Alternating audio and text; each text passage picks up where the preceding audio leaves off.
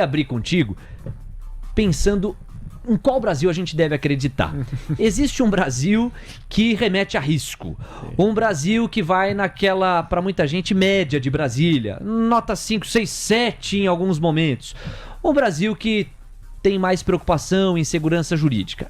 E um Brasil que teve déficit de 230 bilhões em 2023. Este é um Brasil. Há um outro Brasil, inaugurado em 2024, com um resultado fiscal que superou as expectativas e trouxe uma arrecadação mais forte em janeiro. Sob a luz do que esse Brasil de 2024 pode nos fazer acreditar a partir dessa fotografia de janeiro, o que você acredita que a gente possa passar para o nosso público pensando em risco fiscal, sustentação das contas públicas, tudo aquilo que dá porta para dentro ajuda os gestores a se guiarem com mais ou menos apetite pelo risco?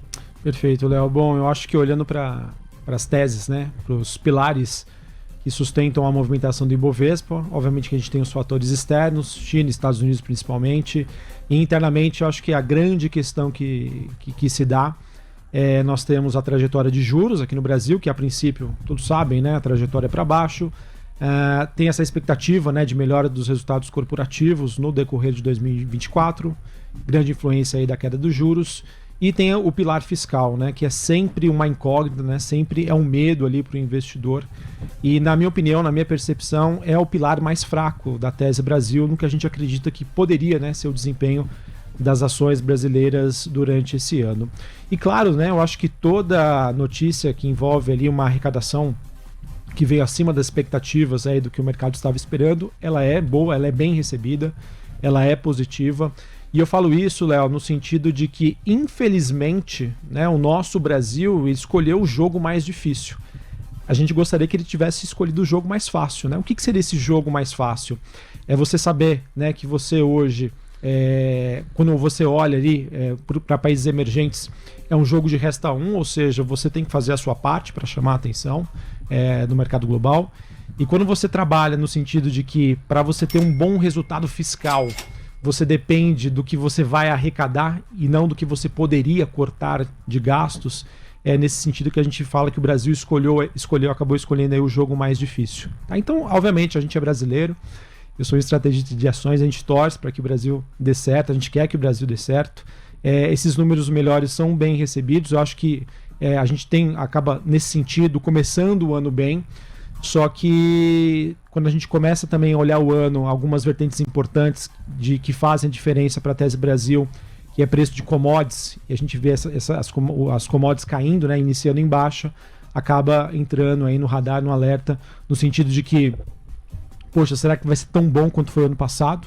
Ficam aí as dúvidas. Sem dúvida. Agora, tem um gancho importante para a gente consolidar 2023, que é a divulgação do PIB, que vai ocorrer no final dessa semana, na sexta-feira especificamente. Você está trabalhando com qual projeção e que tipo de força da atividade brasileira? A gente sabe que o agronegócio puxou muito a foto do PIB no Consolidado de 23, é isso que o dado de sexta-feira deve consolidar.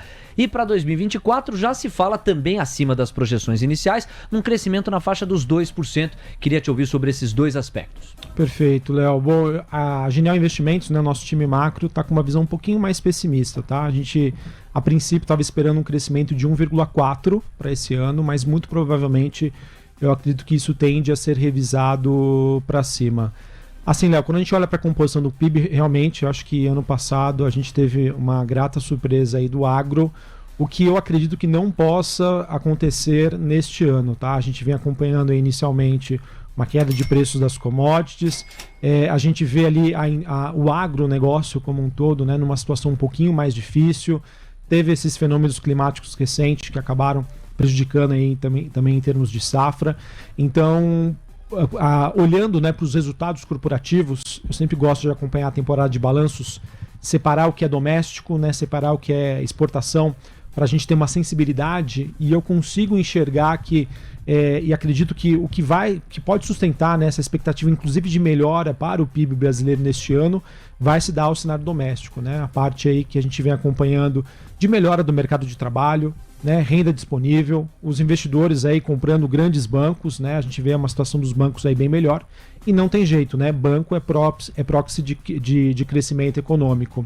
Mais da questão interna do cenário doméstico, do que necessariamente das exportações. A gente está caminhando aqui na minha estratégia de entrevista para um último eixo antes que a gente cruze com a alocação setorial.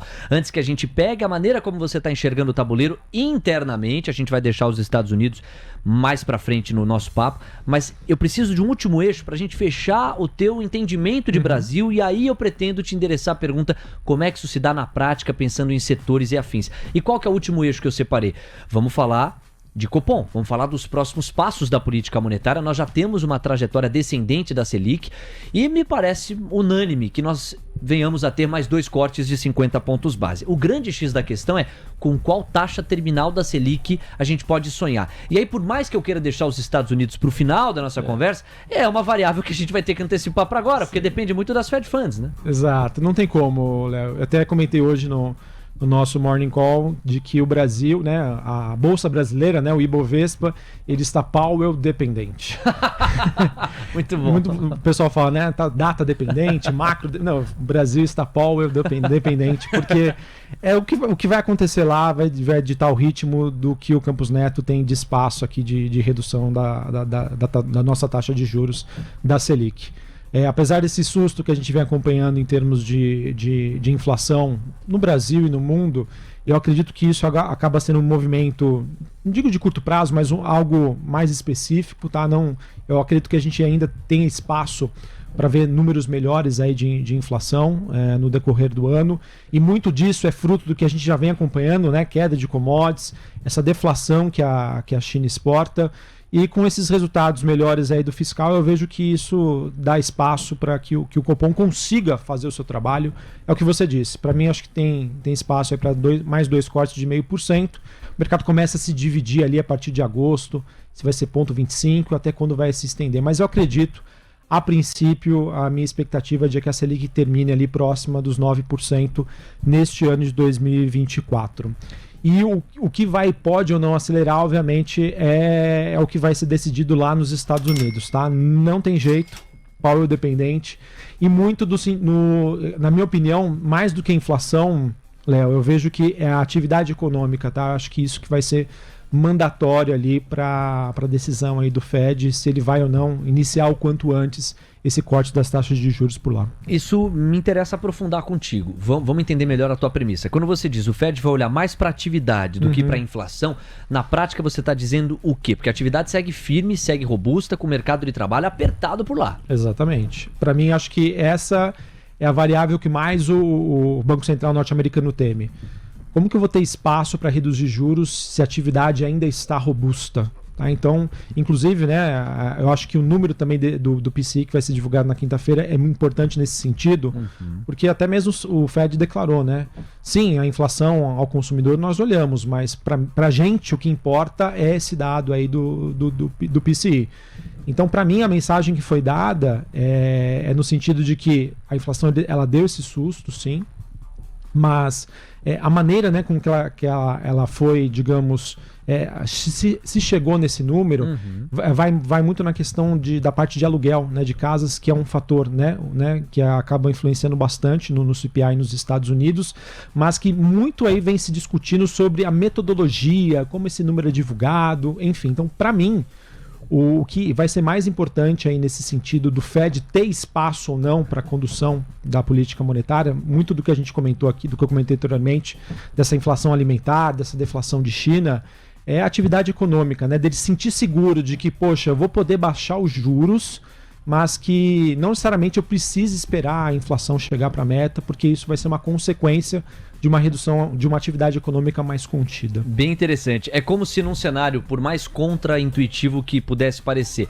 num cenário de que a desinflação continue e até encorpe mais, mas uma atividade, por mais contra-intuitivo que possa parecer, siga firme, o Fed tem menos espaço para vibrar pela desinflação e promover corte de juros do que num cenário oposto, em que a atividade começa a dar uma fraquejada, uma diminuída no seu ímpeto, apesar de uma inflação mais teimosa. Nesse cenário, enxergo Vilegas, faz mais sentido para o Fed ameaçar o corte dos juros do que no cenário oposto. Acho que é uma ilustração bem interessante desse racional.